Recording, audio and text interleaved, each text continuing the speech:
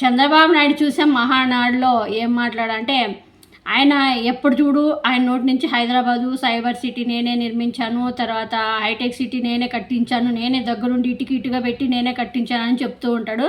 అలాంటి చంద్రబాబు నాయుడు నిన్న మహానాడు కడపలో మహానాడులో కూడా అయినా హైదరాబాద్ని వదలడమే లేదు.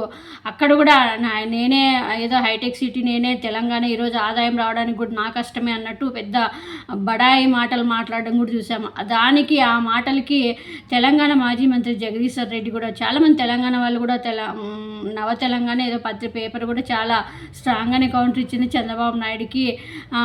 అలాగే మరి మాజీ మంత్రి జగదీశ్వర్ రెడ్డి కూడా చాలా స్ట్రాంగ్గానే రిప్లై ఇచ్చారు చంద్రబాబు నాయుడికి. చంద్రబాబు నాయుడు మాటలు వింటూ ఉంటే కామెడీ లెక్కన ఉన్నాయి, నీ పచ్చి మీడియాకి మాత్రమే అలాంటివి బాగుంటాయి, కానీ ఇక్కడ తెలంగాణ ప్రజల దగ్గరకు వచ్చి మాట్లాడు, నిజంగా నీ పరిపాలన అంత గొప్పదైతే మరి ఆంధ్రప్రదేశ్ రాష్ట్రంలో ఆదాయం ఎందుకు నువ్వు పెంచడం లేదు, పెరగడం లేదు, మరి ఎందుకు అప్పులు చేసి మరి అన్ని 1 ఇయర్లోనే లక్షల కోట్ల అప్పులు చేశావంటూ కూడా విమర్శించారు. అంతేకాకుండా మరి నువ్వు ఎందుకు తెలంగాణలో మరి పోటీ చేయకూడదు, తెలంగాణలో మరి ఎందుకు గెలవలేదు, నువ్వు అంత చేసినప్పుడు తెలంగాణలో మరి తెలంగాణ అంత అభివృద్ధి చేసింటే ఎందుకు ఓడిపోయావంటూ కూడా సెటైర్లు వేశారు. ఏం మాట్లాడారో మాజీ మంత్రి జగదీశ్వర్ రెడ్డి చంద్రబాబు నాయుడికి ఎలా కౌంటర్ ఇచ్చారో చూడండి.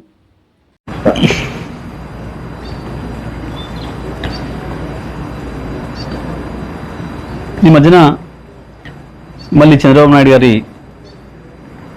మాటలు వింటుంటే కొన్ని సందర్భాల్లో నవ్వొస్తుంది, కొన్ని సందర్భాల్లో ఆశ్చర్యం వేస్తుంది. ఎందుకులే ఎందుకు వదిలేద్దాంలేమని చెప్పి అనుకుంటే కూడా కొన్ని సందర్భాల్లో ఎందుకో తప్పకుండా మాట్లాడాల్సిన అవసరం ఉందని అనిపిస్తూ ఉంది. చంద్రబాబు నాయుడు వాస్తవానికి ఏది ఊరికనే మాట్లాడాడు, దాని వెనకాల ఏదో ఉంటుంది. తెలంగాణకు సంబంధించి హైదరాబాద్ అభివృద్ధికి సంబంధించి చంద్రబాబు మాట్లాడే మాటలు చాలా హాస్యాస్పదంగా ఉంటాయి, కానీ దాంట్లో ఏదో మోసపూరితమైన విషయాలు కూడా ఉంటాయి. ఎందుకంటే ఆయన నిన్న మొన్న మాట్లాడింది, మహానాడులో మాట్లాడింది, అసలు అది తెలంగాణకి ఏమాత్రం సంబంధం లేని కార్యక్రమం అక్కడ. కానీ అక్కడ మళ్ళీ నిన్న మాట్లాడుతూ ఇవాళ భారతదేశంలో తెలంగాణ తలసరి ఆదాయం నెంబర్ 1 ఉంది, కానీ దానికి కారణం నేనే అని మాట్లాడడం, పదే హైదరాబాదు నేనే అభివృద్ధి చేసిన.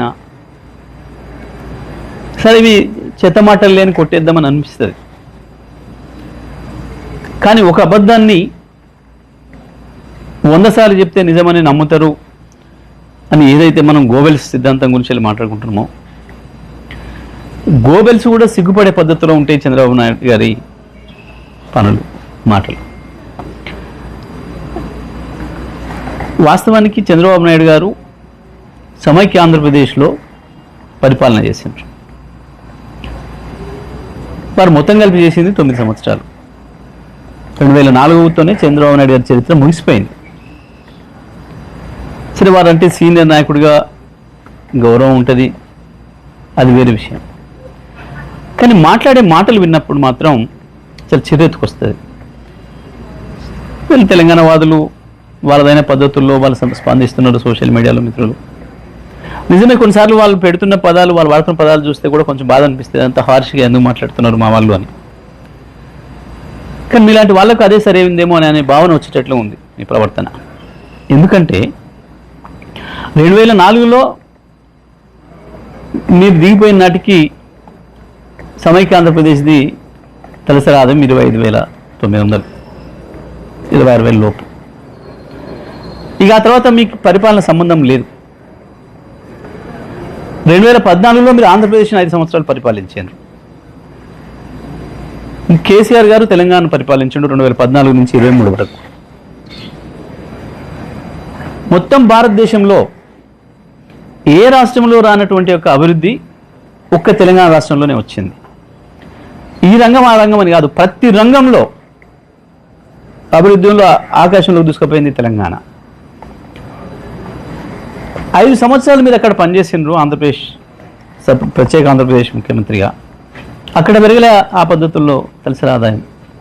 ఒక తెలంగాణనే సమైక్య ఆంధ్రప్రదేశ్ విడిపడ్డ నాడు కేవలం 1,12,000 తలసరి ఆదాయం ఉంటే ఇవాళ 3,60,000 వచ్చింది, 3,70,000 వచ్చింది దాదాపు.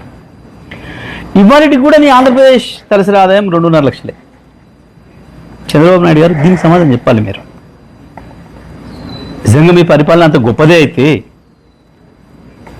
ఎందుకు మీరు ప్రత్యేకంగా పరిపాలించిన ఆంధ్రప్రదేశ్లో తలసరి ఆదాయాన్ని అభివృద్ధి చేయలేకపోయారు? ఆంధ్రప్రదేశ్ మీద మీకు ప్రేమ లేదు కన్నా ఎందుకు లేదు? 4 రోజులు ఉండి వాడుకొని పారేసే రాష్ట్రం కదా, మళ్ళీ ఎట్లాగా హైదరాబాద్లోనే వచ్చి డెవలప్ అయ్యి హైదరాబాద్లో కదా ఉండేది అన్న భావనతోనే ఏమనుకోవాలి మిమ్మల్ని?